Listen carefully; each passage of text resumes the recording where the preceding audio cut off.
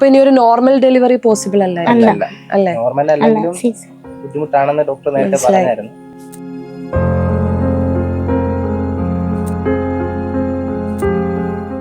ഇപ്പൊ അതൊക്കെ ഹീലായോ? എങ്ങനെയാ? ഹീലായി. എന്നാലും ഇപ്പൊ കുഞ്ഞ് ചവിട്ടുമ്പോ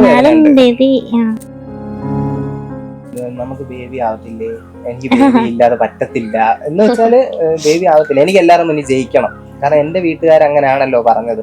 ഒരു സർജറി കഴിഞ്ഞിട്ടൊക്കെ ഇരിക്കുന്നത് കൊണ്ട് 3 months ആയപ്പോ ആണ് അറിഞ്ഞത്. അപ്പോ അത് റിമൂവ് ചെയ്യണ്ട എന്ന് ആദ്യം പറഞ്ഞിരുന്നേ. പിന്നെ അപ്പോ നമ്മൾ കഴിക്കുന്ന ഫുഡിന്റെയും ഹോർമോൺസിന്റെ ചേഞ്ച് കൊണ്ട് അതിന്റെ ഗ്രോത്ത് കൂടുന്നുണ്ട്. അപ്പൊ കുഞ്ഞിന് കിടക്കാനുള്ള സ്പേസ് കുറയുന്നു. അങ്ങനെ ഓപ്പൺ സർജറി ആയിരുന്നു. അതിൻ്റെതായിട്ടുള്ള ബുദ്ധിമുട്ട്. ഒരു ദിവസം രാവിലെ എന്നെ കൊണ്ട് വിളിച്ചിട്ട് ഭയങ്കര സന്തോഷം. എന്നിട്ട് എന്നോട് ഇത് കണ്ടോ എന്ന് പറഞ്ഞിട്ട് ഇത് കാണിച്ചു. ഹെൽത്ത് ഇഷ്യൂസ് ഒക്കെ കൊണ്ട് കുട്ടികളാവില്ല എന്നൊക്കെ ചിന്തിച്ച ആൾക്കാരൊക്കെ കാണും. അവർക്കൊക്കെ ഉള്ള ഒരു മറുപടിയാണല്ലേ? അങ്ങനെ ഒരു പ്രശ്നം ഉണ്ടായിരുന്നു. എന്റെ അമ്മൂമ്മയോട് നമ്മുടെ റിലേറ്റീവ് തന്നെ ചോദിച്ചതാ, അവർക്കൊരു കുഞ്ഞായി കഴിഞ്ഞാൽ കുഞ്ഞിനെ എടുത്ത് തോളത്തിടാൻ പറ്റുമോ? അങ്ങനെ പോലും പറ്റാത്ത ഒരാളെ എന്തിനാ കല്യാണം കഴിക്കുന്നത് അവനെന്ന് ചോദിച്ചവരാ. കല്യാണത്തിന്റെ വീഡിയോ ഇട്ടപ്പോ ഒത്തിരി നെഗറ്റീവ് ഉണ്ടായിരുന്നു. അവന്റെ കണ്ണ് സ്വർണ്ണത്തിലാണ്, അത് തീർന്നു കഴിയുമ്പോ കാണാം എവിടെയെങ്കിലും കൊണ്ട് കളയും. സുരജ് എന്ന് പറഞ്ഞ ഒരാള് ഒരു പെങ്കുച്ചിനെ പാപ്പിനെ കൊണ്ട് കൊത്തിച്ച് കൊന്നില്ല. കാണാം നമുക്ക് ഓരോരുത്തർ കമന്റാ, നമുക്ക് കാണാം. ഇത്ര ദിവസം കഴിയട്ടെ. എനിക്ക് എന്റെ വിശ്വാസമുണ്ട്, ഞാൻ മരിക്കുന്ന കാലത്തോളം എന്റെ കൂടെ തന്നെ ഉണ്ടാവണം എന്നൊരു വിശ്വാസമുണ്ട്. അവളും അങ്ങനെ തന്നെയാണ്. ഇന്നത്തെ കാലത്തെ ചില സ്നേഹങ്ങളൊക്കെ കാണുമ്പോൾ എന്താ തോന്നാറ്?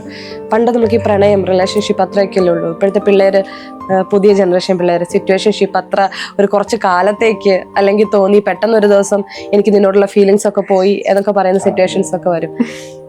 കാണുമ്പോ അവരോട് എന്തോ പറയാനുള്ളതെന്ന് വെച്ചാൽ ഇപ്പൊ ഇതൊന്നും താൽക്കാലികമായിട്ടുള്ള ഇതിലേ ഉള്ളൂ. കുറച്ചാൾ കഴിയുമ്പോഴല്ലേ നമ്മൾ ജീവിതത്തിലോട്ട് കടക്കുന്നത്. അപ്പോഴേ നമുക്ക് അതിന്റെ വില മനസ്സിലാവും. ഈ പ്രണയത്തിന് ഒരു വിലയില്ലാത്ത രീതിയിൽ പെട്ടെന്ന് ഒരു ദിവസം ഫീലിങ്സ് പോയെന്ന് പറയുമ്പോൾ യഥാർത്ഥ പ്രണയത്തിൽ അങ്ങനെ പോകുമോ? ഒരിക്കലും പോകില്ല. അങ്ങനെ പോകാനാണെങ്കിൽ നമ്മൾ സ്നേഹിക്കുന്നതിന് എന്തും അർത്ഥമില്ല. ശരിക്കുള്ള സ്നേഹം എന്ന് പറയുന്നത് ഒരിക്കലും അത് ജീവിതാവസാനം വരെ, തുടക്കം മുതൽ അന്ത്യം വരെ നമുക്ക് അത് ഉണ്ടാവും. എനിക്ക് വീട്ടില് അമ്മ 18 വർഷത്തോളമായി അമ്മ മരിച്ചിട്ട്. അച്ഛൻ അമ്മയെ സ്നേഹിച്ച അത്ര ഒരുപാടായതുകൊണ്ട് അച്ഛൻ അമ്മ മരിച്ചതോടുകൂടി നാട് വിട്ടു. കല്യാണത്തിന് വന്നായിരുന്നു. കല്യാണത്തിന്റെ സമയത്ത് തന്നെ എന്റെ പേരിൽ കുറെ കേസും കാര്യമൊക്കെ കൊണ്ട് കൊടുത്തൊന്നും പറയണ്ട. രമ്യയെ സ്വീകരിച്ചത് കൊണ്ടാണോ അവരുടെ ഒക്കെ അകൽച്ച? എന്റെ പേരിലായിരുന്നു. അമ്മൂമ്മയെ മർദ്ദിച്ചെന്ന് പറഞ്ഞിട്ട് ഒരു കേസ് കൊണ്ട് കൊടുത്തു. അപ്പൊ അത് ഇച്ചിരി കാര്യം. അല്ല, അമ്മൂമ്മ അതിന് അഗ്രി ചെയ്തോ? അമ്മൂമ്മയ്ക്ക് ആ സമയത്ത് വയ്യാതിരിക്കുക.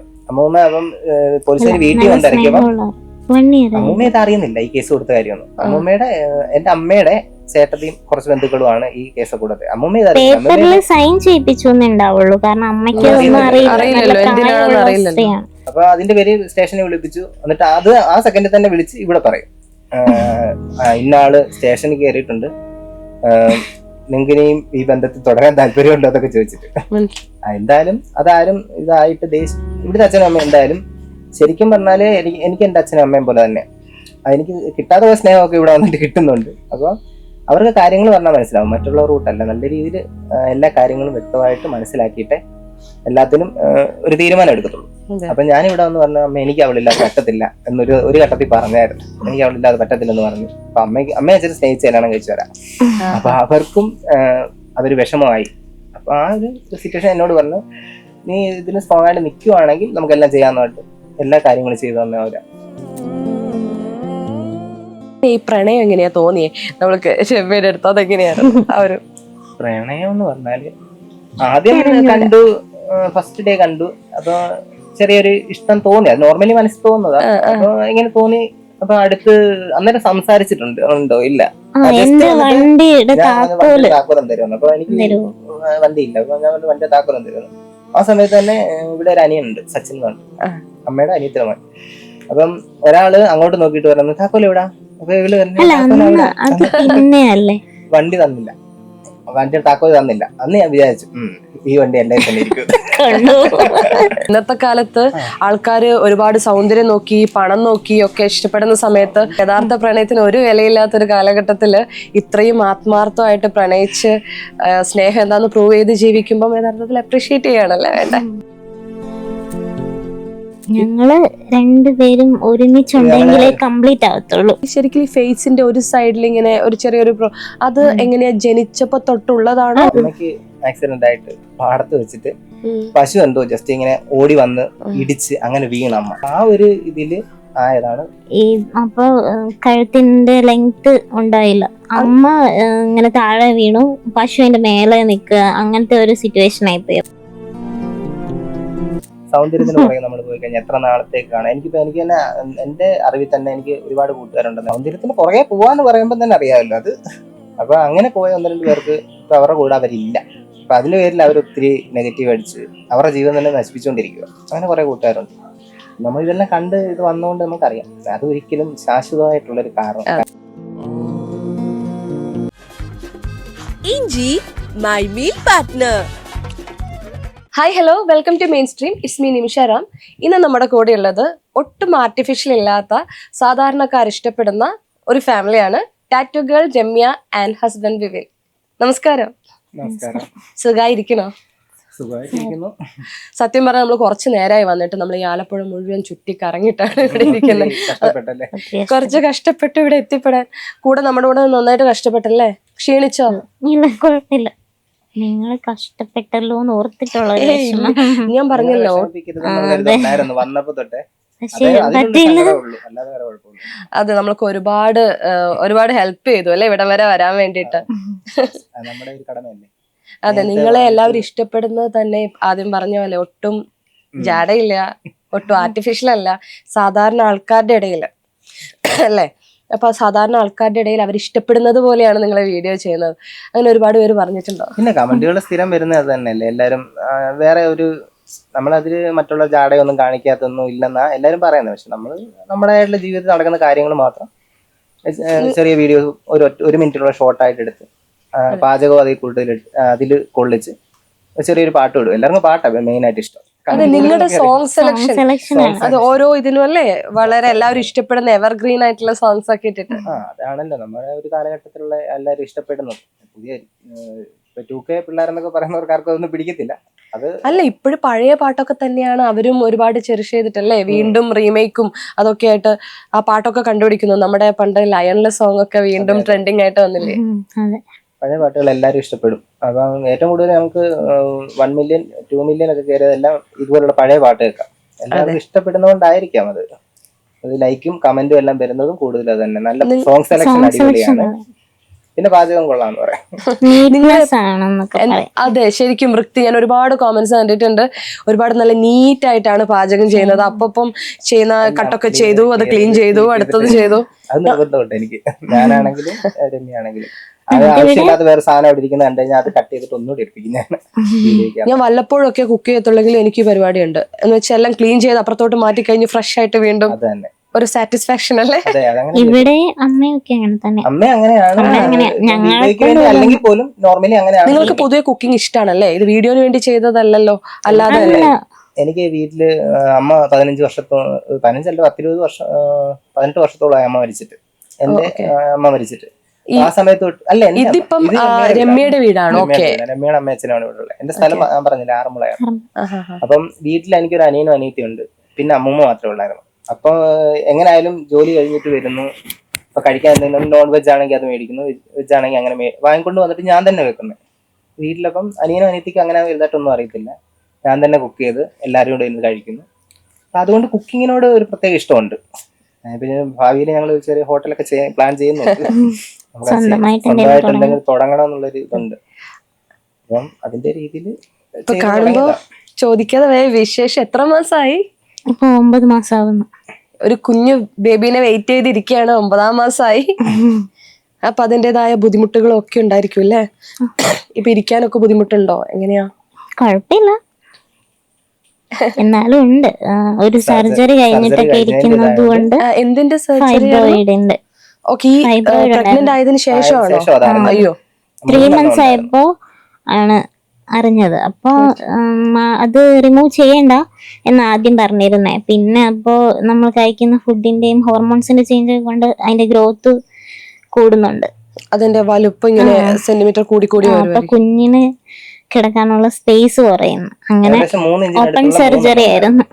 അയ്യോ ഇപ്പൊ അത് റിമൂവ് ചെയ്തോ? റിമൂവ് ചെയ്തു. ഓപ്പൺ അപ്പൊ ഒരുപാട് സർജറി ബുദ്ധിമുട്ടുണ്ടായി കാണത്തില്ലേ പ്രഗ്നൻസി സമയത്ത് ഇതുപോലെ? ആ ടൈം ആയതുകൊണ്ട് അത് ഏത് മാസത്തിലാ? അത് നാലാം മാസം. നാലാം മാസം. അയ്യോ ആക്ച്വലി ആദ്യത്തെ 3 മാസം ആ ഒരു ക്ഷീണമൊക്കെ മാറിയിട്ട് ഒന്ന് ചെറുതായിട്ട് സെക്കൻഡ് സെൻസ് കഷ്ടപ്പെട്ടു. അന്നേരമായിരുന്നു ഓപ്പൺ സർജറി ആയിരുന്നു. അപ്പം അതിന്റേതായിട്ടുള്ള ബുദ്ധിമുട്ട്. ഇപ്പൊ അതൊക്കെ ഹീലായോ എങ്ങനെയാ? ഹീലായി. എന്നാലും ഇപ്പൊ കുഞ്ഞ് ചവിട്ടുമ്പോ എന്നാലും ബേബി അപ്പൊ ഇനി ഒരു നോർമൽ ഡെലിവറി പോസിബിൾ അല്ലായിരുന്നു അല്ലേ? നോർമൽ അല്ലെങ്കിലും ബുദ്ധിമുട്ടാണെന്ന് ഡോക്ടർ നേരത്തെ പറഞ്ഞായിരുന്നു. എങ്ങനെയാണ് ആക്ച്വലി നിങ്ങൾ പരിചയപ്പെടുന്നത്? എങ്ങനെയാ നിങ്ങളുടെ ലവ് സ്റ്റോറി? അതൊരു വലിയ കഥയാണല്ലേ. പറയൂ, എങ്ങനെയാണ് പരിചയം? നമ്മളൊരു ഫംഗ്ഷൻ വെച്ചിട്ട് കാണുന്നേ, ഒരു ഫാമിലി ഫംഗ്ഷന് ചെന്നപ്പോ അവിടെ വെച്ചാ കാണുന്നേ. പക്ഷെ എങ്കിലും കണ്ടെന്ന് മാത്രമേ ഉള്ളൂ, അങ്ങനെ ഒന്നും ഉണ്ടായിരുന്നില്ല. അത് ആരാ ഇഷ്ടാന്ന് പറയുന്നത്? ഞാൻ തന്നെ പറഞ്ഞു ഇഷ്ടമാണ്. അപ്പം ആദ്യം ഇഷ്ടമെന്ന് പറഞ്ഞു. വീട്ടില് എന്നോട് അന്നേരം തന്നെ പറഞ്ഞു വീട്ടിൽ വന്ന് ആലോചിച്ച് വീട്ടുകാരുമായിട്ട് തീരുമാനം എടുത്തിട്ടല്ലാതെ എനിക്കൊന്നും പറയാൻ പറ്റത്തില്ലെന്ന് പറഞ്ഞു. ഞാൻ പറഞ്ഞ അങ്ങനെ അങ്ങനെ എനിക്കപ്പം അധികം ആ ബന്ധുക്കളൊന്നും ഇല്ല. അച്ഛന് പണ്ട് അമ്മ മരിച്ച ആ കാലഘട്ടത്തിൽ തന്നെ അച്ഛൻ പോയതാ, നാട് വിട്ടു പോയതാ. അപ്പം അനിയനും അനിയത്തിയും ഉണ്ട്. അവരോട് പറഞ്ഞു, അമ്മൂമ്മയോട് പറഞ്ഞു, അവരെല്ലാം ഓക്കെയാണ്. പിന്നെ കുറച്ച് ബന്ധുക്കൾ മാത്രം ചെറിയൊരു പിണക്കം ഉണ്ടായിരുന്നു. അത് ഇപ്പോഴും ആ പിണക്കത്തിൽ തന്നെ നിൽക്കുന്നത്. അതുകൊണ്ട് ഞാൻ അങ്ങനെ അധികം റിലേറ്റീവ്സ് ഒന്നും ഇല്ല ഇപ്പം.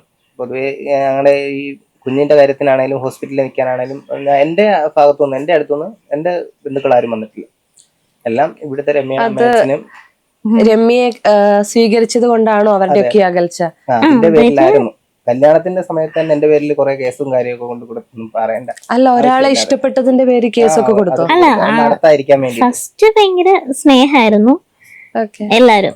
പിന്നെ ഇടയ്ക്ക് വെച്ചിട്ട് എന്താ അവർക്ക് പറ്റിയെന്ന് അറിയത്തില്ല, പെട്ടെന്നൊരു ചേഞ്ച് വന്നു. അത് ഭയങ്കര പ്രശ്നങ്ങളൊക്കെ ആയി. അത് ഫിക്സ് ആയി കഴിഞ്ഞപ്പോ കാര്യങ്ങളൊക്കെ നമ്മള് ചെയ്യാത്ത കാര്യത്തിന് വരെ തെറ്റ് ചെയ്തെന്ന് പറഞ്ഞിട്ട് ചെയ്യാത്ത കാര്യത്തിന് വരെ കേസ് കൊടുക്കും. പക്ഷെ ശരിക്കും അപ്രീഷിയേറ്റ് ചെയ്യല്ലേ വേണ്ടത്? ഇന്നത്തെ കാലത്ത് ആൾക്കാര് ഒരുപാട് സൗന്ദര്യം നോക്കി പണം നോക്കി ഒക്കെ ഇഷ്ടപ്പെടുന്ന സമയത്ത് ഒരു യഥാർത്ഥ സൗന്ദര്യം എന്ന് പറയുന്ന ആൾക്കാര് വളരെ ബാഹിക ഭംഗിയും ഈ പറയുന്ന പണം നോക്കിയും ഒരുപാട് കാര്യങ്ങളൊക്കെ കണക്കാക്കി നോക്കുന്നു. അതും കല്യാണത്തിലോട്ട് എത്തുന്നില്ല അല്ലെ? ഇപ്പൊ സിറ്റുവേഷൻഷിപ്പ്, ഒരുപാട് ഷിപ്പുകളൊക്കെ വന്നല്ലോ. അപ്പൊ യഥാർത്ഥ പ്രണയത്തിന് ഒരു വിലയില്ലാത്തൊരു കാലഘട്ടത്തില് ഇത്രയും ആത്മാർത്ഥമായിട്ട് സ്നേഹം എന്താന്ന് പ്രൂവ് ചെയ്ത് ജീവിക്കുമ്പോൾ യഥാർത്ഥത്തിൽ അപ്രീഷിയേറ്റ് ചെയ്യാണല്ലേ വേണ്ട? അതെ. അല്ല, അവര് ആദ്യമേ നമ്മളുടെ കൂടെ എല്ലാം ഭയങ്കര സ്നേഹത്തോടെ നിന്നിരുന്നതാണ്. പെട്ടെന്ന് ഇങ്ങനെ എൻഗേജ്മെന്റ് ഒക്കെ ആയി കഴിഞ്ഞപ്പോഴത്തേക്കിനും പിന്നെ വീട്ടില് എന്തൊക്കെയോ പ്രശ്നങ്ങളായി. പറ്റില്ല, മാരേജ് ഒന്നും അവര് വരില്ല എന്നൊക്കെ പറഞ്ഞിട്ട് അങ്ങനെ മൊത്തം ഇതായതാ. അല്ലാതെ വേറെ ഫസ്റ്റിലേ തൊട്ടുള്ള പ്രശ്നമൊന്നും അല്ല. ഇവർക്കൊക്കെ ഉള്ളൊരു കൺസേൺ ആയിരിക്കും പിന്നെ ഈ ഒരു ഹെൽത്ത് ഇഷ്യൂസ് ഒക്കെ കൊണ്ട് കുട്ടികളാവില്ല എന്നൊക്കെ ചിന്തിച്ച ആൾക്കാരൊക്കെ കാണും. അവർക്കൊക്കെ ഉള്ളൊരു മറുപടിയാണല്ലേ? അങ്ങനെ ഒരു പ്രശ്നം ഉണ്ടായിരുന്നു. എന്റെ അമ്മൂമ്മയോട് നമ്മുടെ റിലേറ്റീവ് തന്നെ ചോദിച്ചതാ, അവർക്കൊരു കുഞ്ഞായി കഴിഞ്ഞാൽ അവർക്ക് കുഞ്ഞിനെ എടുത്ത് തോളത്തിടാൻ പറ്റുമെന്ന്. അങ്ങനെ പോലും പറ്റാത്ത ഒരാളെ എന്തിനാ കല്യാണം കഴിക്കുന്നത് അവനെന്ന് ചോദിച്ച സിറ്റുവേഷൻ ഞാൻ അറിഞ്ഞായിരുന്നത്. അത് ഞാൻ അതിന് മറുപടി ഒന്നും പറഞ്ഞില്ല. നമ്മൾ അതിനൊന്നും മറുപടി പറയുന്നില്ല. അതൊക്കെ ദൈവത്തിന്റെ ഭാഗത്തുനിന്നുള്ളതല്ലേ. ഒരു കുഞ്ഞാകുമെന്നുള്ള കാര്യമുണ്ട്. പിന്നെ കുഞ്ഞായാൽ തന്നെ ഒരു കുഞ്ഞിനെ എടുത്ത് തോളത്തിട്ട്, അത് അവരുടെ ഒരു പ്രായത്തിന്റെ ഇത് വെച്ച് പറഞ്ഞതാ. ആ ഒരു രീതിയിൽ കുഞ്ഞിനെ തോളത്തിടാനെങ്കിലും പറ്റുമോ? നമുക്ക് തോളത്തിടുന്നത് എന്റെ കയ്യിൽ എന്റെ തോളത്തിടും, നമുക്ക് ബുദ്ധിമുട്ടൊന്നും ഇല്ലല്ലോ. രമ്യ ഒക്കെ ചെയ്യത്തില്ലേ? ഡ്രൈവിംഗ് ഒക്കെ ചെയ്യുമല്ലേ? ലൈസൻസ് ഉണ്ട്. അതെ, അതൊക്കെ ചെയ്യാൻ പറ്റുമെങ്കിൽ സ്വന്തം കുഞ്ഞിനെ ഒരു സാധാരണ ചെയ്യാൻ ഒരു ബുദ്ധിമുട്ടില്ല. ഈ കാണുന്ന ആൾക്കാർക്കാണ് അല്ല, ഈ കാണുന്ന ആൾക്കാർക്കാണ് പ്രശ്നം അല്ലേ? നല്ല ആക്റ്റീവ് അവിടെ. അപ്പൊ ചില കാര്യങ്ങൾ ചെയ്യുമ്പോ ഞാൻ പറയാം അങ്ങനെ ചെയ്യാന്ന് പറഞ്ഞു കഴിഞ്ഞാൽ കുഴപ്പമില്ല, ഞാൻ ചെയ്തോളാം എന്നിട്ട് തനിയെ ചെയ്യും. അങ്ങനെയുള്ള മടിയൊന്നുമില്ല. പക്ഷെ ഇതൊക്കെ കേൾക്കുമ്പോൾ ഒരുപാട് വിഷമം തോന്നിയിട്ടുണ്ട്, എസ്പെഷ്യലി റിലേറ്റീവ്സിന്റെ സൈഡിൽ. അത് അങ്ങനെ നമ്മളുടെ അടുത്ത് ഭയങ്കരമായിട്ട് സ്നേഹിച്ച് നിന്നിട്ട് ഞങ്ങളെ തമ്മില് അടുപ്പിച്ചത് അവര് തന്നെയാ ഇത്രയും ഇതായിട്ട്.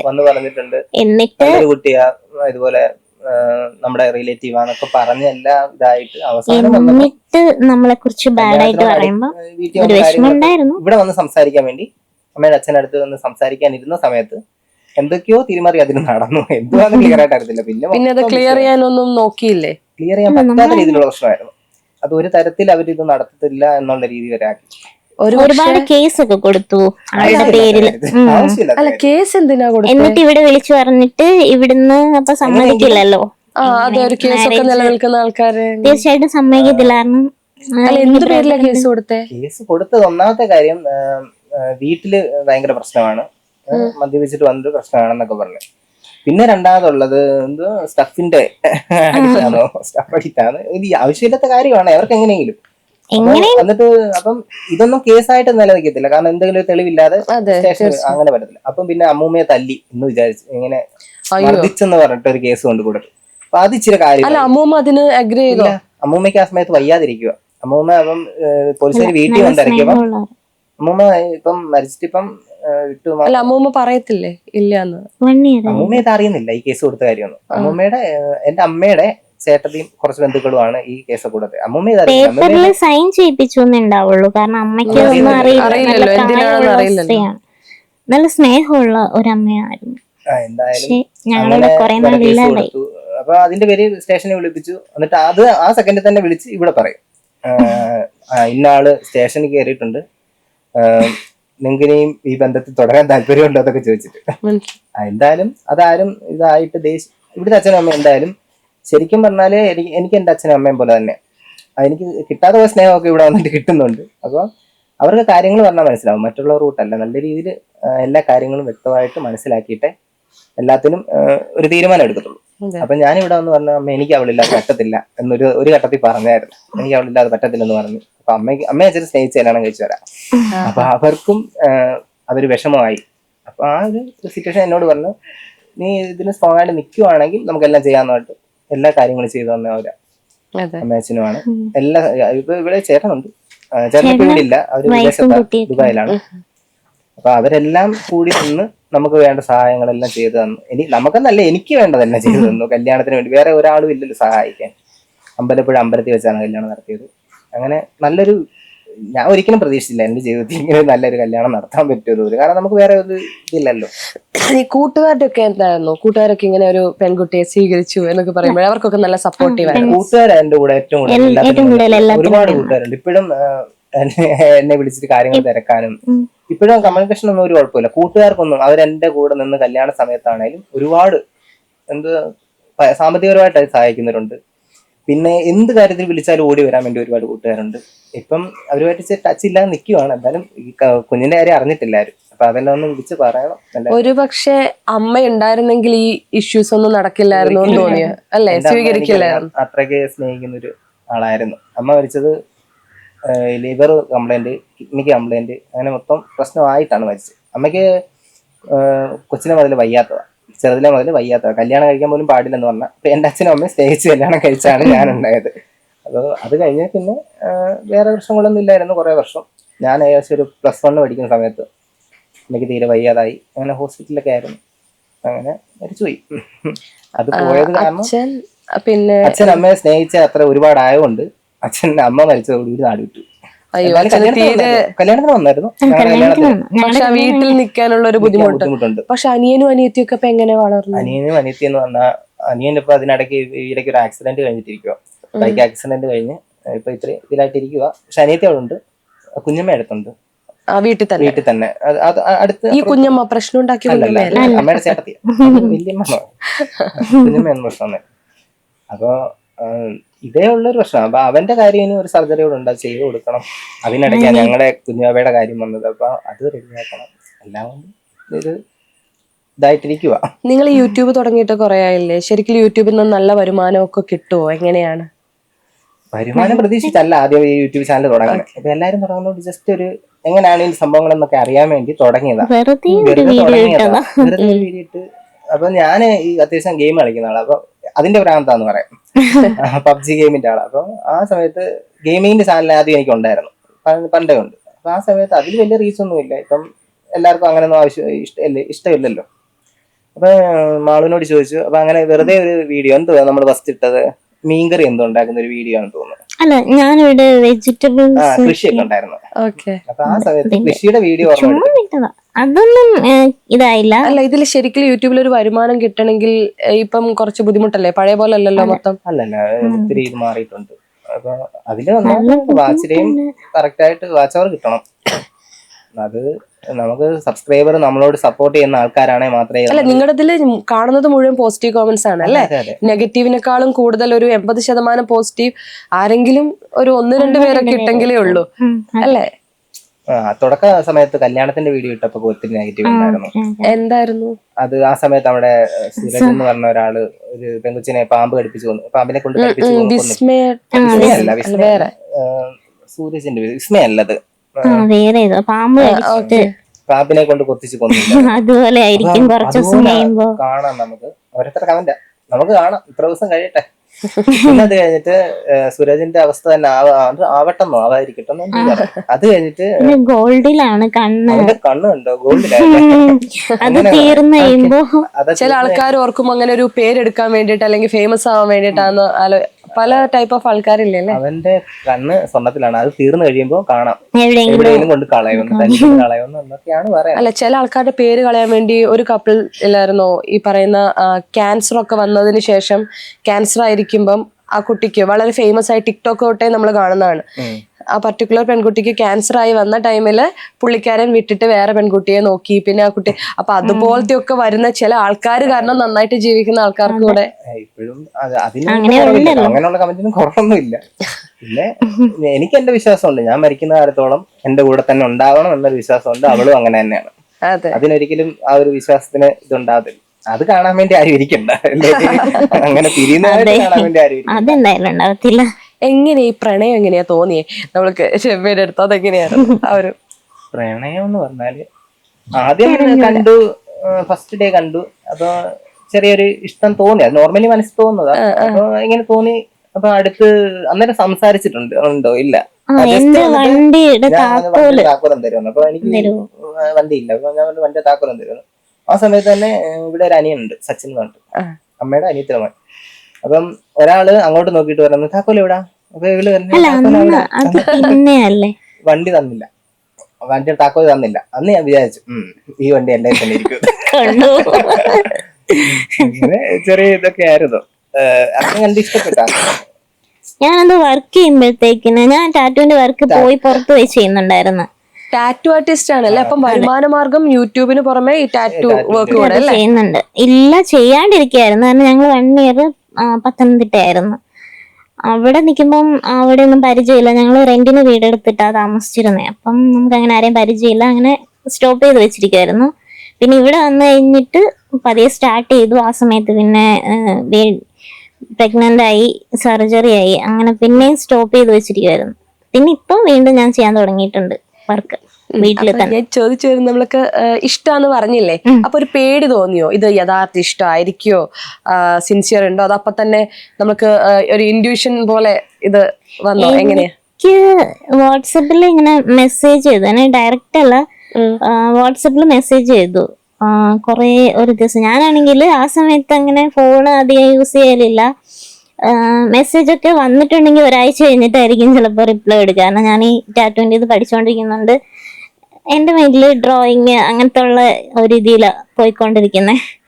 എന്നിട്ട് ഇടയ്ക്ക് ഹായ് മെസ്സേജ് ഒക്കെ അയക്കും. പിന്നെ ആണ് ഇങ്ങനെ കുറേ ഒരു മെസ്സേജ് ഇങ്ങനെ വന്നിട്ടുണ്ടായിരുന്നു.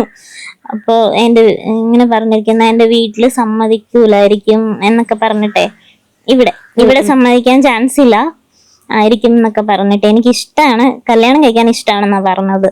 അപ്പം ഞാൻ പറഞ്ഞ വീട്ടിൽ വന്ന് ആലോചിക്കുമെന്ന് പറഞ്ഞ്. എനിക്ക് അങ്ങനെ സാമ്പത്തികമോ സൗന്ദര്യമോ അങ്ങനെ ഒന്നും ഇതല്ല. എന്നെ സ്നേഹിക്കുന്ന ഒരാളായിരിക്കണം എന്നേ ഉള്ളൂ. വീട്ടിൽ വന്ന് ആലോചിക്കുമെന്ന് പറഞ്ഞു. അത്രേ പറയുള്ളൂ. അപ്പം എൻ്റെ അടുത്ത് പറഞ്ഞു എനിക്കിങ്ങനെ ആരുമില്ല, അതുകൊണ്ട് വീട്ടിൽ വന്ന് ആലോചിച്ചാൽ സമ്മതിക്കുമോ എന്നൊക്കെ പറഞ്ഞിട്ട്. ഞാൻ പറഞ്ഞു എൻ്റെ വീട്ടില് അച്ഛനും അമ്മയും ചേട്ടനും ചേട്ടത്തിയൊക്കെ ഉണ്ട്, അവർക്കൊക്കെ ഇഷ്ടമാണെങ്കിൽ എനിക്ക് ഇഷ്ടമാണെന്ന് പറഞ്ഞു. അങ്ങനെ ചേട്ടന്റെ വൈഫ് നാട്ടിൽ വന്ന സമയത്ത് ഇവിടെ വന്നു, ഒരു സുഹൃത്തായിട്ട്, ഫ്രണ്ടിന്റെ കൂടെ വന്നു കണ്ടു. പിന്നെ നമ്മള് ജസ്റ്റ് റിലേഷൻ ഉണ്ടല്ലോ, പിന്നെ ഇവിടെ എല്ലാരും കണ്ടു, അങ്ങനെ എല്ലാം പോയി. അത് കഴിഞ്ഞിട്ട് പിന്നെ വന്ന് എല്ലാവരും മുതിർന്നവരൊക്കെ ആയിട്ട് ആലോചിക്കട്ടെ എന്നൊക്കെ പറഞ്ഞു. ശരിക്കും പറഞ്ഞാൽ സ്നേഹിക്കാൻ ആർക്കും പറ്റും, പക്ഷെ സ്നേഹിക്കപ്പെടാനാണ് നമ്മൾക്ക് അല്ലെ ഭാഗ്യം വേണമെന്ന് പറയാം. ആ ഭാഗ്യം രണ്ടുപേർക്കും ഉണ്ടല്ലേ? അതെ. രമ്യ സ്നേഹിക്കുന്നോട്ട് ലോകത്ത് ഒരാളും എന്നെ സ്നേഹിക്കാൻ ഒരു കാരണവശാലും ചാൻസ് ഇല്ല. ഞാൻ അങ്ങനെ അങ്ങനെ തന്നെ ഉണ്ടാകുന്നില്ല. അതെനിക്ക് നല്ല 100% വിശ്വാസമുണ്ട്. എനിക്കത് മതി. നമ്മളെ സ്നേഹിക്കുന്ന സന്തോഷം നമ്മുടെ എന്റെ എല്ലാ കാര്യങ്ങളും നോക്കും. ഞാൻ ഇപ്പം രാവിലെ നേരത്തെ ജോലിക്ക് പോവാണെങ്കിൽ അതിരാവിലെ എഴുന്നേറ്റ് ഫുഡും കാര്യങ്ങളൊക്കെ വെച്ച് അപ്പം ഞാൻ ആ സമയത്ത് എനിക്ക് ചെയ്യാൻ പറ്റത്തില്ലെങ്കിൽ അല്ല ഞങ്ങൾ രണ്ടുപേരുടെ പാചകം അപ്പം ചെയ്തെല്ലാം തരും. എന്റെ ഡ്രസ്സ് ഞാൻ കഴുകണ്ടെന്ന് പറഞ്ഞാൽ എന്റെ ഡ്രസ്സ് വരെ കഴുകിയിട്ട് തരും. ഒരു ജോലിയും ചെയ്യാത്തായിട്ടില്ല. ഇല്ലെന്ന് അല്ല എനിക്ക് അങ്ങനെ പ്രശ്നമൊന്നുമില്ല. ഡിസബിലിറ്റി എന്ന് പറഞ്ഞിട്ട് വഴക്കൊക്കെ കൂടാറുണ്ടോ? സൗന്ദര്യ പിണക്കങ്ങളൊക്കെ അത് അപാരമായിരിക്കും. വഴക്കൊക്കെ കൂടാറുണ്ട്. എനിക്ക് ഭയങ്കര ദേഷ്യമാണ്. ഞാൻ ചില ഭയങ്കര ദേഷ്യം. അത് മാറ്റണമെന്ന് എനിക്കുണ്ട്. പക്ഷെ വേറെ അല്ല എന്തിനാ ദേഷ്യപ്പെടാറ്? അങ്ങനൊന്നുമില്ല, ഒരു കാര്യമൊന്നും ഇല്ല. ചെറിയ ഷോർട്ട് ടെമ്പേർഡ് ആയിട്ടല്ലേ?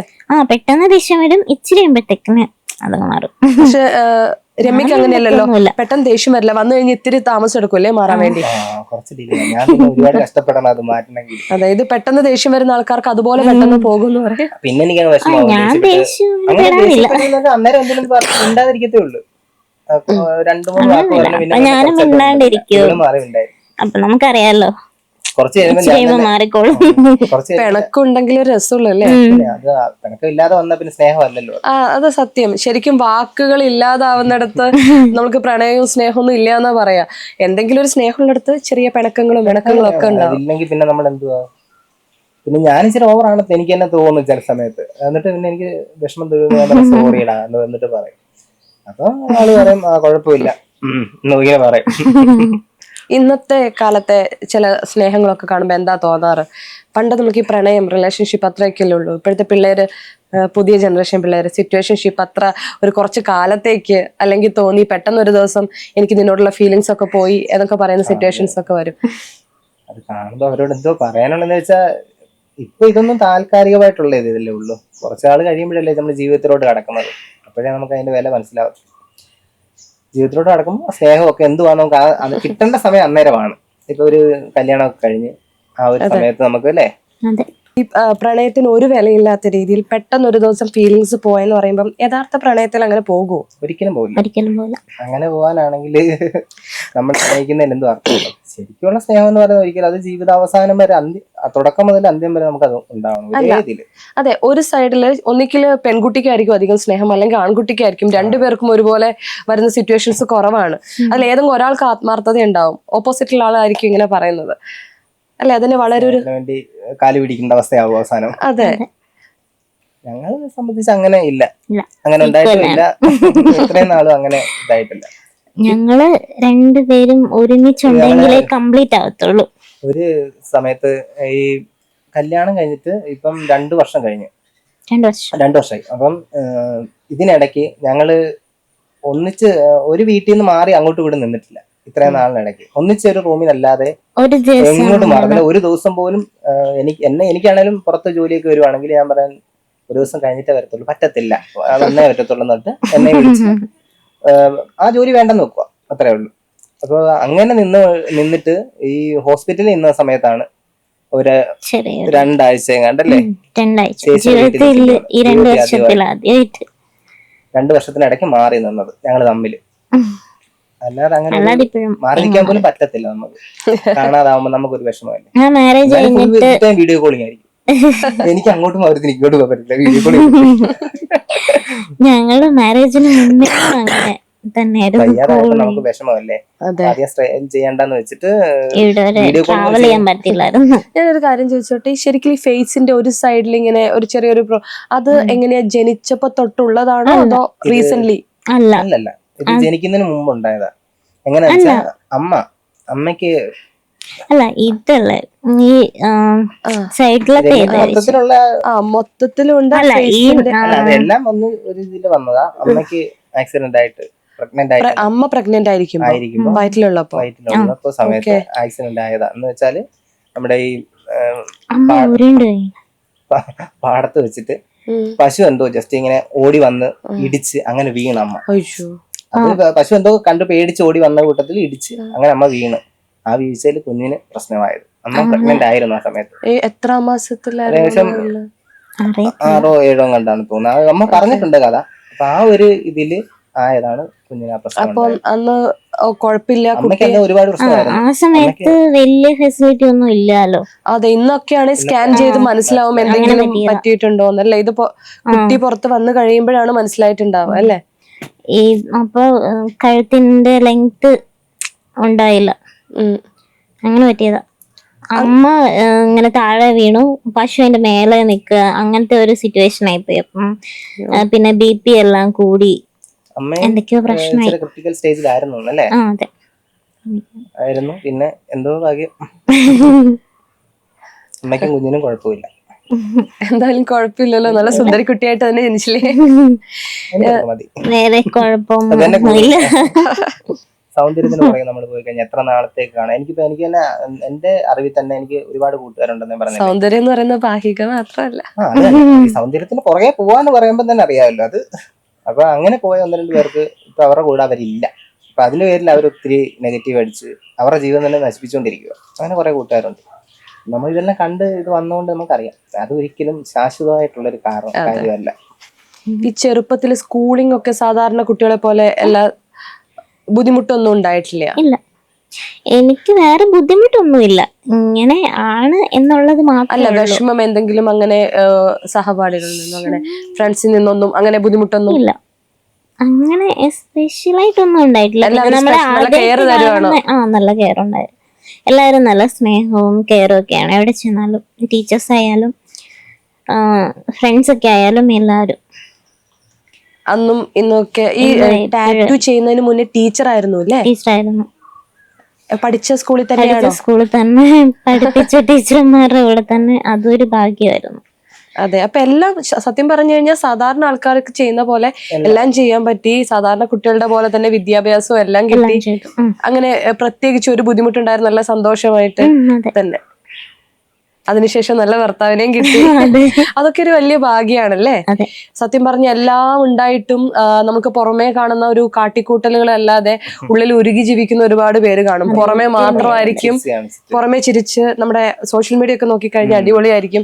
പക്ഷെ ഉള്ളിൽ ഒരു സമാധാനം ഇല്ലാതെ ഇതൊക്കെ ഇല്ലാതെ ജീവിക്കുന്ന ആൾക്കാരാണ്. ഒരുപാട് പേര് കമന്റ് വരെ ചെയ്യാറുണ്ട് നിങ്ങളെ കണ്ടിട്ട്. കുശുമ്പുണ്ട്, സത്യം നമ്മുടെ വീട്ടിന്റെ അകത്ത് മനസ്സമാധാനം വേണ്ടേ അല്ലേ. ചിരിച്ചു കാണിക്കുന്നു, അകമേ കരയുന്നു അല്ലേ. അങ്ങനെ കുറെ പേരുണ്ട്. എല്ലാം കഴിഞ്ഞ് നിങ്ങൾക്ക് തമ്മിൽ സന്തോഷം പരസ്പരം ഷെയർ ചെയ്യാലോ. ഇതൊന്നും ചെയ്യാൻ പറ്റാതെ വീട്ടിൽ തിരിച്ചു എത്തുമ്പോ നമുക്ക് ആരും ഷെയർ ചെയ്യാനില്ലാതെ ഒറ്റയ്ക്ക് ഒരുപാട് പേര് അങ്ങനെ കാണും അല്ലേ. തീർച്ചയായിട്ടും ഒരുപാട് പേരുണ്ട്. നമുക്കിപ്പം മറ്റുള്ളവരുടെ ഇത് ഞങ്ങളുടെ ജീവിതത്തിൽ ഉണ്ടാകുന്ന കൊച്ചു കൊച്ചു സന്തോഷങ്ങൾ അത് ഞങ്ങൾക്ക് വലിയ കാര്യമായിട്ടാണ് ഞങ്ങൾ എടുക്കുന്നത്. എന്ന് വെച്ചാല് ഇപ്പൊ കുഞ്ഞിന്റെ കാര്യം തന്നെയാണെങ്കിൽ പോലും അത് ആദ്യമൊക്കെ ഒരു ടെൻഷനായിരുന്നു. ഒരാൾ എന്നോട് പറയും നമുക്ക് ബേബി ആവത്തില്ലേ, എനിക്ക് ബേബി ഇല്ലാതെ പറ്റത്തില്ല. എന്ന് വെച്ചാല് ബേബി ആവത്തില്ല, എനിക്ക് എല്ലാവരും മുന്നിൽ ജയിക്കണം. കാരണം എന്റെ വീട്ടുകാർ അങ്ങനെയാണല്ലോ പറഞ്ഞത്. ആരാ പറഞ്ഞേ? തോളത്തിടാൻ പറ്റില്ല എന്ന് പറഞ്ഞാണ്. അത് നമ്മള് വേറെ കുറച്ച് പേര് പറഞ്ഞിട്ടാണ് ഞാൻ അറിയുന്നത്. അപ്പം നമ്മളെ ഒരുപാട് സ്നേഹിക്കുന്ന ഒരു ഫാമിലി ഉണ്ട്. അപ്പൊ അവരൊക്കെ നമ്മളുടെ അടുത്ത് ഇങ്ങനെ പറഞ്ഞിട്ടുണ്ട്. അപ്പൊ ഞങ്ങളടുത്ത് പറഞ്ഞ ഇങ്ങനെ ട്രീറ്റ്മെന്റ് ഒക്കെ ചെയ്യാൻ 1 വർഷമായില്ലേ, ഇപ്പൊ ഇങ്ങനെ പ്രഗ്നന്റ് ആയില്ലല്ലോ, അപ്പൊ ട്രീറ്റ്മെന്റ് എടുക്കുന്ന ആരൊക്കെ പറഞ്ഞു. നമ്മളൊന്ന് പോവാം എന്നൊക്കെ പറഞ്ഞിട്ട് നമ്മള് ട്രീറ്റ്മെന്റ് ഒന്നും പോയില്ല.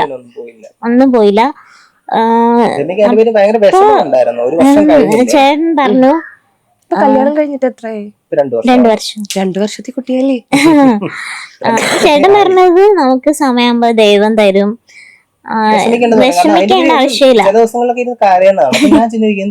പക്ഷെ 2 വർഷം ആയതല്ലേ ഉള്ളൂ അല്ലേ, കരയാൻ മാത്രമല്ല. അത് എന്ന് വെച്ചാല് 5 വയസ്സിലൊക്കെ കൂളായിട്ട് കുട്ടികളൊക്കെ മറ്റുള്ളവരങ്ങനെ പറഞ്ഞതുകൊണ്ട് നമുക്കൊരു വിഷമം. അതൊക്കെ തെറ്റായ കുറെ ഇതാണ്. പ്രായം ഒരു ഘടകമാണ്, പക്ഷെ എന്നാ പോലും 30 വയസ്സ് കഴിഞ്ഞാൽ പറ്റാത്തൊന്നുമില്ല. 30 വയസ്സ് കഴിഞ്ഞാൽ പിന്നെ പറ്റത്തില്ല. അതുകൊണ്ട് നമുക്ക് ഈ വർഷം തന്നെ വേണം. നമുക്ക് അങ്ങനെ ഈ ട്രീറ്റ്മെന്റ് ഒന്നും ചെയ്യാനുള്ള ഇതില്ലെന്ന് പറഞ്ഞു.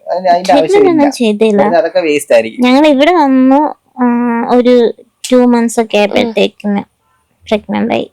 ഒരു ദിവസം രാവിലെ എന്നെ തോണ്ടി വിളിച്ചിട്ട് ഭയങ്കര സന്തോഷം. എന്നിട്ട് എന്നോട് പറഞ്ഞു, ഇത് കണ്ടോ എന്ന് പറഞ്ഞിട്ട് ഇത് കാണിച്ചു. എന്തായിരുന്നു ആ സമയത്തൊരു അപ്പം അതിന് 2 ദിവസം മുമ്പ് എന്തോ ഭയങ്കര വയ്യാഴി ഫീവർ പോലെ വന്നായിരുന്നു. പനി വന്ന് ആവശ്യമില്ലാതെ ചൂട് വിറയൽ എന്തൊക്കെയോ പറയുന്നത്. ഞാൻ ചിലപ്പോ ഗെയിമിങ്ങിനൊക്കെ അല്ല ഏത് ഗെയിമായി കളിക്കുന്നത്? പബ്ജി. അപ്പൊ ഞാൻ എന്തായാലും ശ്രദ്ധിക്കത്തില്ല. കുറച്ച് കഴിയുമ്പോഴൊക്കെ ആയിരിക്കും വന്ന് കഴിക്കാൻ പറയാൻ കുഴപ്പമില്ല, ഗുളിക എന്തെങ്കിലും എടുത്ത് കഴിക്കാം. അപ്പൊ ഇങ്ങനെ 2 ദിവസമായിട്ട് ഇത് കണ്ടിന്യൂസ് മാറുന്നില്ല, ഇടയ്ക്ക് വരുന്നു. അപ്പൊ ഞാൻ പറഞ്ഞു എന്തോ ഒരു പ്രശ്നമുണ്ട് കുഞ്ഞെ, നീ ഏതായാലും ഒന്ന് ടെസ്റ്റ് ചെയ്യാൻ പറഞ്ഞു. അപ്പൊ ടെസ്റ്റിന് വെച്ച് ദിവസം രാവിലെ ടെസ്റ്റ് ചെയ്തപ്പോ രാവിലെ ടെസ്റ്റ് ചെയ്തപ്പോ എന്നോട് വന്ന് പറഞ്ഞു, ഉറക്കത്തിലാ വിളിക്കുന്നത്, ബിബിനു എന്ന് പറഞ്ഞിട്ട് സന്തോഷത്തിൽ വന്ന് എന്നെ തോണ്ടി വിളിച്ചിട്ട് ഇങ്ങനെ കാണിച്ചു. നമുക്ക് അന്നേരം ഭയങ്കര സന്തോഷം. അച്ഛനും അമ്മയ്ക്കൊക്കെ കേട്ടപ്പോഴെന്തായിരുന്നു സന്തോഷം? അച്ഛനും അമ്മയ്ക്കും അച്ഛനും അമ്മ ഉണ്ടായിരുന്നില്ല, അവര് വന്നപ്പോ പിന്നെ പറഞ്ഞത്. അങ്ങോട്ട് ആദ്യമേ ചേട്ടന്റെ വൈഫിന് അയച്ചെടുത്തു അത്. അപ്പൊ അവർക്കെല്ലാം നിങ്ങൾ പേരൊക്കെ കണ്ടുപിടിച്ചോ? ശരിക്കും പറഞ്ഞാൽ ആൺകുട്ടിയാലും പെൺകുട്ടിയാലും നല്ലതാണ്, പക്ഷെ രണ്ടുപേർക്കും ആഗ്രഹം ഉണ്ടാവത്തില്ലേ, ആൺകുട്ടി വേണം പെൺകുട്ടി വേണം അങ്ങനെയൊക്കെ? ഞാൻ ആൺകുട്ടിയാണെന്നാ വിചാരിക്കുന്ന അകത്ത് കിടക്കുന്ന ആളുടെ സ്വഭാവമൊക്കെ കണ്ടിട്ട്. രമ്യക്ക് പെൺകുട്ടി വേണമെന്നാണോ ആഗ്രഹം? അങ്ങനെ എനിക്ക് സ്പെഷ്യലി രണ്ട് പെൺകുട്ടിയായാലും ആൺകുട്ടിയായാലും സന്തോഷം തന്നെ. പിന്നെ ഒരു കാര്യം ചോദിക്കട്ടെ, ടാറ്റു എപ്പോ തൊട്ടാ ചെയ്യാൻ തുടങ്ങിയേ? ടാറ്റു ആർട്ടിസ്റ്റ് ഒരു 5 വർഷമെങ്കിലും ആയിട്ടുണ്ട്. അപ്പൊ ഈ ടാറ്റു ഗേൾ എന്നുള്ള പേര് ടാറ്റു ആർട്ടിസ്റ്റ് ആയതുകൊണ്ട് അങ്ങനെ ചെയ്തതാ. ഇത് പ്രൊഫഷണലി പലർക്കുള്ള ഡൗട്ടാണ് യൂട്യൂബ് കമന്റ്സിന് താഴെ, പ്രൊഫഷണലി പഠിച്ചതാണോ? കാരണം വെറുതെ ഒന്നും ഒരാൾക്കും ചെയ്യാൻ പറ്റത്തില്ലല്ലോ അല്ലെ, ലൈസൻസ് വേണം. അതിന്റെ എങ്ങനെയാണ് അത് സ്റ്റാർട്ട് ചെയ്തത്? എനിക്ക് ഡ്രോയിങ് അത്യാവശ്യം അറിയായിരുന്നു. അപ്പൊ ഒരു പാഷൻ അത് പഠിക്കണം എന്നുള്ള ഒരു ആഗ്രഹം. അപ്പൊ എന്റെ ഒരു അങ്കിൾ ഉണ്ടായിരുന്നു, ഇപ്പം കൂടെ ഇല്ല ഞങ്ങളുടെ. അങ്കിളിനോട് ഇങ്ങനെ പറഞ്ഞു, എനിക്കിങ്ങനെ ടാറ്റുവിന്റെ ഇത് പഠിക്കണം എന്ന് പറഞ്ഞു. അങ്ങനെ അങ്കിളിന്റെ കെയർ ഓഫില് എറണാകുളത്ത് തന്നെ ഒരു സ്റ്റുഡിയോയില് പോയി അവിടെ നിന്ന് തന്നെ പഠിച്ചിരുന്നേ. ലൈസൻസ് ഒക്കെ വേണ്ടേ ഇതിന്? വേണം.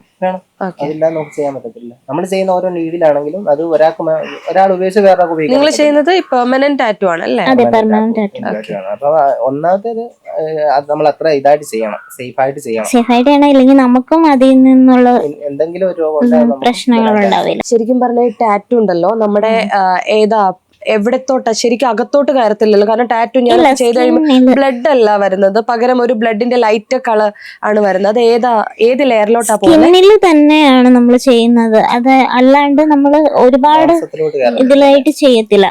എന്താന്ന് വെച്ചാല് നമുക്ക് അങ്ങനെ ചെയ്യാൻ പറ്റില്ല. ഇത്ര ലെയറില് കൂടുതൽ ചെയ്യുവാണെങ്കിൽ ഇങ്ങനെ പൊങ്ങിയിരിക്കും. അസുഖം വല്ലതും വരും ഈ ടാറ്റു ചെയ്യുന്ന ആൾക്കാർ? 6 മാസം വരെ ബ്ലഡ് ഒന്നും കൊടുക്കാൻ പറ്റത്തില്ല, ബ്ലഡ് ഡൊണേഷനും ഒക്കെ പറ്റത്തില്ല എന്ന് പറയുന്നത്. അസുഖം വന്നാൽ നേരത്തെ അറിയാൻ വേണ്ടി 6 മാസത്തെ കാലയളവിൽ നമുക്ക് അറിയാൻ പറ്റും. അത് ഏകദേശം അതിനു വേണ്ടി ആയിരിക്കും അങ്ങനെ ഒരു അലർജി ഒക്കെ ഉള്ളവരാണോ എന്നൊക്കെ നമ്മളെല്ലാം ടെസ്റ്റ് ചെയ്തിട്ടാണ്. ടാറ്റുവിന് സൈഡ് എഫക്ട് ഉണ്ടോ ശരിക്കും ഈ കളർ ടാറ്റു എസ്പെഷ്യലി ചെയ്യുമ്പോൾ? ഇതുവരെ അങ്ങനെ ഉണ്ടായിട്ടില്ല. പിന്നെ നമ്മള് ഇപ്പൊ ആ വ്യക്തിയോട് ടാറ്റു ചെയ്യാൻ വരുന്ന ആളോട് എല്ലാ ഡീറ്റെയിൽസും അവരുടേതായിട്ടുള്ള എല്ലാ ഡീറ്റെയിൽസും ചോദിച്ചിട്ടായിരിക്കും നമ്മൾ. ഏത് ടൈപ്പ് ഓഫ് ടാറ്റു രമ്യക്ക് ചെയ്യാൻ പറ്റും? എല്ലാ തരത്തിലും അവരുടെ പ്രിഫറൻസ് അനുസരിച്ച്. ഈ സ്വന്തം ചെയ്തേക്കുന്നൊക്കെ സ്വന്തം കൈ ചെയ്ത? സ്വന്തമല്ല, ഇത് എനിക്ക് ഇങ്ങനെ ഡ്രോയിങ് ഇഷ്ടമായിരുന്നോണ്ട് ഇവിടെ എന്റെ ഒരു ഫ്രണ്ടിനെ കൊണ്ട് ചെയ്യിപ്പിച്ചതാ. ഞാൻ പഠിക്കുന്നതിന് മുന്നേ തന്നെ ചെയ്തതാ ഇതൊക്കെ. എത്ര ടാറ്റു ഉണ്ട്? ഒരെണ്ണം കണ്ടു, പിന്നെ കയ്യില് ഇനിയുണ്ട്. വേറെ കുറെ ടാറ്റു ചെയ്തിട്ടുണ്ടോ? സ്വന്തമായിട്ട് വല്ലതും ചെയ്തിട്ടുണ്ടോ? 1-2 ചെയ്തിട്ടുണ്ട്, പക്ഷെ അത് പിന്നെ നമ്മൾ പഠിച്ചെടുത്ത ആവശ്യത്തിന് വേണ്ടിട്ട് ചെയ്തതാ. എക്സാം ആണ്, നമ്മൾ സ്വന്തം ശരീരത്തിൽ തന്നെ ചെയ്ത് കാണിക്കണം. അല്ലെങ്കിൽ നമ്മൾ ഒരു ക്ലയന്റിന്റെ ദേഹത്ത് ചെയ്ത് കുളവാക്കി കഴിഞ്ഞാല്. അല്ല, ഇനിയിപ്പോ നിങ്ങൾ ടാറ്റു സ്റ്റുഡിയോ ഒക്കെ തുടങ്ങാൻ ഉദ്ദേശിക്കല്ലേ ഭാവിയില്? അപ്പൊ പിന്നെ എപ്പോഴും നമ്മുടെ കയ്യിൽ ചെയ്ത് കൊടുക്കത്തില്ലല്ലോ, നമ്മുടെ മുന്നത്തെ വർക്ക് ഒക്കെ ആയിരിക്കത്തില്ലേ കാണിക്കുക? വർക്ക് കാണിക്കും.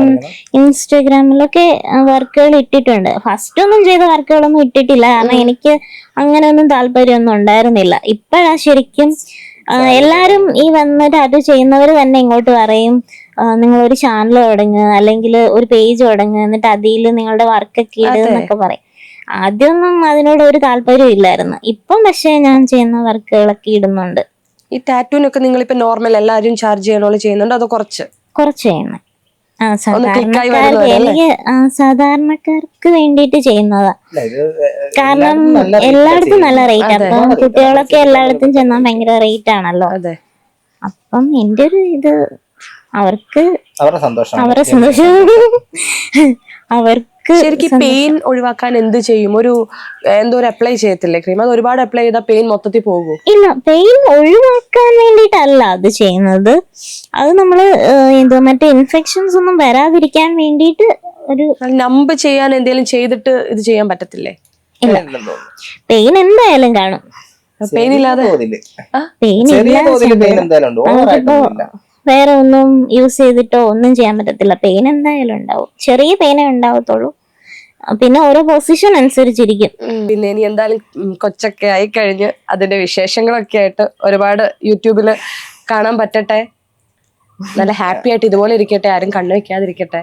ഇതുപോലെ ഒരു സ്നേഹമൊക്കെ കാണാന്ന് പറയുന്നത് വളരെ അപൂർവമായിട്ടാണ് ഉണ്ടാവുക. ഇപ്പൊ ആൾക്കാരൊക്കെ എല്ലാരും കമന്റിനകത്ത് ഞങ്ങൾ അത് തന്നെ പറയുന്നത്. പിന്നെ എനിക്ക് ഇപ്പം അങ്ങനെയൊക്കെ പറയുന്നത് ബോറായിട്ട് തോന്നും, ഓവറായിട്ട് തോന്നുന്നു. നമ്മൾ അതിവിനയം കൊണ്ട് പറയുന്നതാ ഒരുപാട് സന്തോഷമൊന്നും. പക്ഷെ ചിലർക്ക് അത് ഇതായിട്ട് തോന്നും. അല്ല, എല്ലാവർക്കും കണ്ണുകടി കാണുമല്ലോ.